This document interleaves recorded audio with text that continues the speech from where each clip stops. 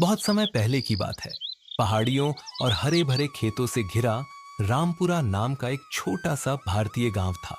गांव के लोग सरल जीवन जीते थे और खेतीबाड़ी करके अपना परिवार चलाते थे। उसी गांव के किनारे मिट्टी और ईंटों से बना एक पुराना लेकिन सुंदर घर था। उस घर में हरिराम नाम का एक वृद्ध किसान अपने दो बेटों मोहन और रतन के साथ रहता था। हरिराम ने अपने जीवन का अधिकांश समय खेतों में मेहनत करते हुए बिताया था। उसके पास लगभग 80 बीघा जमीन थी।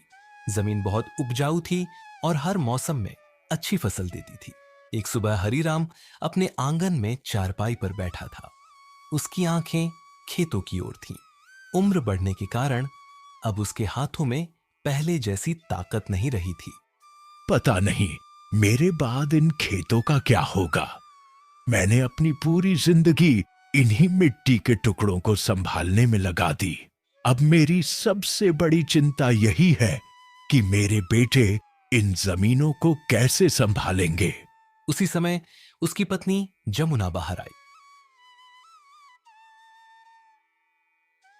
आप सुबह सुबह इतनी चिंता क्यों कर रहे हैं? भगवान ने दो बेटे दिए हैं, दोनों जवान हैं। अब खेतों की जिम्मेदारी उन्हें ही संभालनी होगी। जमुना, बेटे जवान होना अलग बात है और जिम्मेदारी समझना अलग। मैं चाहता हूं कि मेरे रहते ही दोनों को उनका हिस्सा मिल जाए। फिर मैं देख सकूंगा कि कौन अपने हिस्से को किस तरह संभालता है। तो फिर आज ही दोनों को बुलाकर उनसे बात कर लीजिए। हरिराम ने अपनी पत्नी की बात मान ली।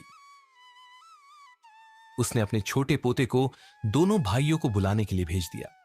कुछ ही देर बाद मोहन और रत्न घर के आंगन में आकर अपने पिता के सामने बैठ गए।